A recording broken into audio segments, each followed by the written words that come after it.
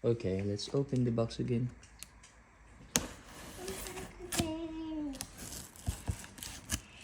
Careful, careful, your fingers. Don't touch it. Big box.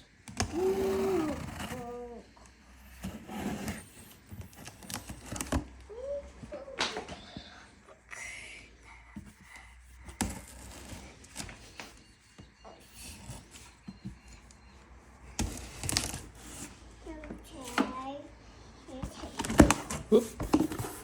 What do we have here? Let's open it. That's the actual size of the box. Whoop. What's that? Oh, I can see the item now. Let's get the. This is the power station. I'm gonna move everything. There's a small box that comes with it. I think ito yung mga cords. Tapos ito yung instruction manual and warranty card.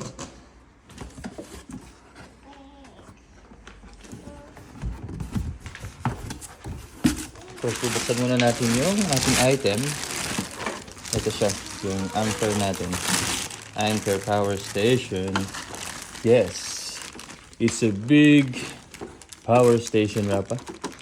It's a big power station. Alam ko 88 ampere yung size niya. Pwede siya i-connect sa solar. Sustainable energy. Tapos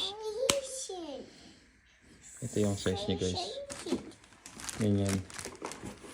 Ang bigat niya 15 kilograms daw, pero parang 14 yata yung hindi kasama yung box. Meron tayong 4 socket.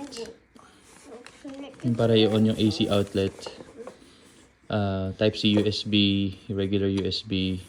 Pero mga ano yan, may 100 watts, 30 watts. Just mga regular size lang. Tapos yung screen natin. And then, ito naman yung box na kasama niya.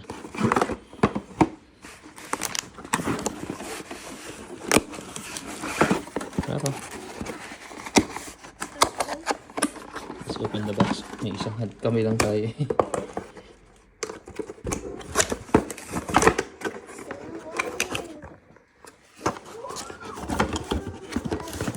May kasama siyang yung charger, wall mount charger, and yung ating cigarette car charger. Nice, meron na siyang kasama, heavy duty. Perfect. Yun lang, guys, saka natin itatry yan pag ano na, pag may chance tayong i-test yung item. Try lang natin kung mag-on.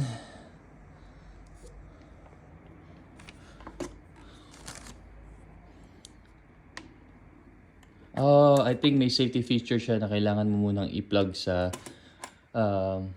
saksakan bago mo magamit. Kasi habang nagbibiyahe, tinatry nila yung safety feature na hindi mag-on yung item ng sarili niya. Yun lang.